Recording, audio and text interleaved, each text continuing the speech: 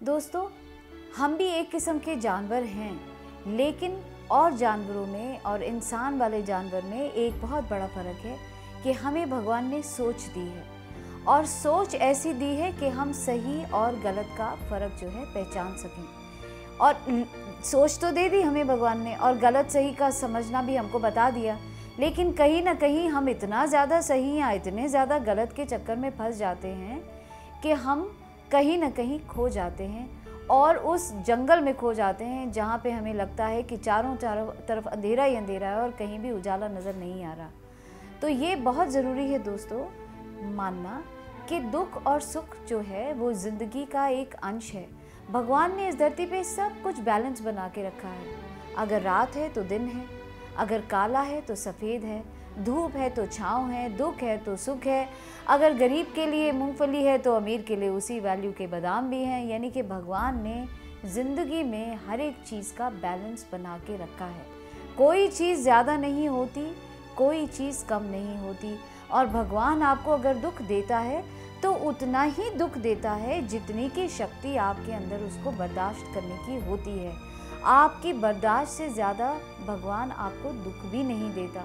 लेकिन हम क्या करते हैं, हम लोग छोटी छोटी बात को इतना बड़ा बना देते हैं। देखिए, कभी आपने डबल रोटी की फैक्ट्री में जाके देखा है कि डबल रोटी बनती कैसी है? डबल रोटी जब बनती है तो थोड़ा सा खमीर, जिसको कहते हैं यीस्ट कहते हैं, थोड़ा सा वो आटे में मिला दिया जाता है और उसको मिलाने से क्या होता है, जो इतना सा आटा है वो धीरे धीरे फूल फूल के बहुत बड़ा हो जाता है और फिर बड़ा हो जाने के बाद अब उसकी डबल रोटी सिंगल से डबल रोटी बन जाती है। और यही चीज़ हमारे दिमाग के साथ भी होती है दोस्तों। एक छोटा सा नेगेटिव थॉट जब आपके दिमाग में जाता है तो खमीर की तरह बढ़ता इतना फैल जाता है कि पूरे दिमाग में बस वही चीज़ घूमने लगती है और फिर खमीर की तरह ये फैलता आपके शरीर से बाहर आता है, आपकी इन्वायरमेंट में फैलना शुरू हो जाता है। आपके आसपास के लोग भी नेगेटिव फील करना शुरू कर देते हैं आपकी तरफ और साथ साथ उसका आपके शरीर पे भी असर होना शुरू हो जाता है, क्योंकि वो पूरे शरीर में फैलने लगती है नेगेटिविटी। आप बीमार हो जाते हैं, सर में दर्द, यहाँ दर्द, वहाँ दर्द, दुनिया भर की प्रॉब्लम्स आ जाती हैं। दोस्तों याद रखिए, जैसे भगवान ने एक बैलेंस बनाया है धरती के ऊपर, ऐसे ही एक और चीज़ भगवान ने बहुत खूबसूरत बनाई है, वो ये कि कोई भी चीज़ इस दुनिया में परमानेंट नहीं है। कोई चीज़ परमानेंट में नहीं है। जो आया है सो जाएगा, जो पैदा हुआ है एक ना एक दिन उसे ख़त्म भी होना है। मौसम भी कभी एक से नहीं रहते, वो भी बदलते रहते हैं। तो सोचिए, क्या दुख हमेशा एक सा रहेगा? नहीं, दुख भी जाएगा, सुख आएगा। ज़िंदगी एक पहिए की तरह होती है दोस्तों। कभी दुख आता है, कभी सुख आता है, कभी दुख आता है, कभी सुख। वक्त कभी भी एक सा नहीं रहता। तो जब कभी भी ऐसे आपके ज़िंदगी में प्रॉब्लम्स आएँ, आपको लगे कि बस अब मैं इन प्रॉब्लम्स के नीचे गिरता ही चला जा रहा हूँ, तो पहली चीज़ आप क्या करेंगे? पहली चीज़ आप अपने आसपास झांक के देखिए। आप पाएंगे कि आप छोटी छोटी बातों के लिए रो रहे हैं। दुनिया में इतने गम हैं कि आप देखकर हैरान हो जाएंगे और आप मन में खुद ही कहेंगे कि दुनिया में कितना गम है, मेरा गम कितना कम है। जब अपने आसपास के लोगों को आप सफ़र करते देखेंगे तो आपके अंदर एक ग्रैटिट्यूड की भावना आएगी कि भगवान शुक्र है तूने मुझे थोड़े में छोड़ दिया। दूसरों को देखो तो उनको कितनी ज़्यादा तकलीफ़ें हैं।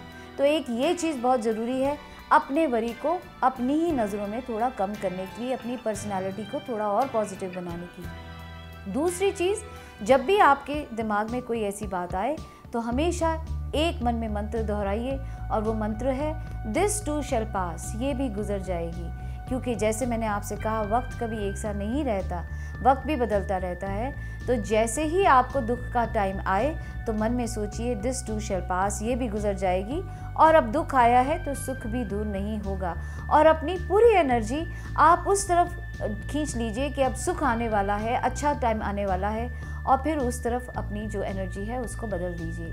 तीसरी चीज़ आप क्या कर सकते हैं दोस्तों, आप कहानी का एक ही रूप देखते हैं। हम लोग कुछ प्रॉब्लम होती है, हम यही देखते कि ये प्रॉब्लम का ये रूप मेरे सामने आया है। अगर आप कहानी का दूसरा रूप भी देखेंगे तो आप पाएंगे कि कहीं न कहीं जो भी होता है उसके पीछे कोई ना कोई भलाई ज़रूर होती है। भगवान अगर एक दरवाज़ा बंद करता है दोस्तों, तो वो दरवाज़ा इसलिए बंद करता है, आपको उस कमरे से बाहर नहीं जाने देता, वो इसलिए दरवाज़ा बंद कर देता है क्योंकि उसे मालूम है कि बाहर एक बहुत ही तेज़ तूफ़ान चल रहा है और आप उस तेज़ तूफ़ान के थपेड़े में कहीं ना कहीं खो जाएंगे। वो दरवाज़ा तभी खोलेगा जब उसे लगेगा कि आप सेफ़ हैं और आप बाहर जाने के लायक हैं। हमेशा पॉजिटिव चीज़ को ही देखिए कि इस कहानी के पीछे और क्या दूसरी चीज़ छिपी हुई होगी, और जब आप उसके पॉजिटिव पॉइंट को मन में रख के देखेंगे तो आपको लगेगा कि हाँ, जो कुछ भी हो रहा है वो अच्छे के लिए हो रहा है। और अगर कोई प्रॉब्लम ऐसी हो गई है तो आप क्या करते हैं? हम में से सब लोगों की आदत है, हम भगवान से जाके यही कहते हैं, भगवान मैं ही क्यों। लेकिन दोस्तों, क्या कभी जब आपके साथ अच्छा होता है आप कभी भगवान के पास जाके क्यों नहीं कहते मैं ही क्यों? सिर्फ बुरे वक्त में ही जाके कहते हैं मैं ही क्यों, अच्छे वक्त में क्यों नहीं कहते मैं ही क्यों? क्योंकि बुरे वक्त में अगर उसने आपको तकलीफ दी है तो अच्छे वक्त में सुख भी तो दिया है दोस्तों।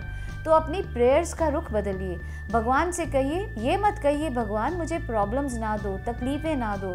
भगवान से ये कहिए कि भगवान मुझे प्रॉब्लम्स को सॉल्व करने की शक्ति दो, मुझे उनको सॉल्व करने की हिम्मत दो, इतनी समझ दो कि मैं अपनी समझ से इन प्रॉब्लम्स को दूर कर सकूं।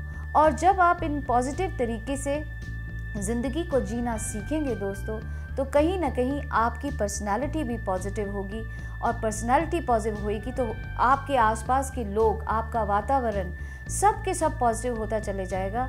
हर कोई चाहेगा कि वो आपकी संगति में रहे, आपसे कुछ सीखे, और आप खुद ही बहुत अच्छा महसूस करेंगी, क्योंकि आप जानती हैं कि कोई भी चीज़ ज़िंदगी की आप पे असर नहीं कर सकती, और अगर असर करेगी भी तो थोड़ी देर में असर करके वापस ज़िंदगी वहीं की वहीं ठहर जाएगी। पानी में अगर आप पत्थर फेंकते हैं, बड़ी उथल पुथल होती है दोस्तों, लेकिन थोड़ी देर के बाद वो पानी खुद ब खुद शांत होके वापस अपनी पोजीशन पे आ जाता है। तो ज़िंदगी भी वैसी है।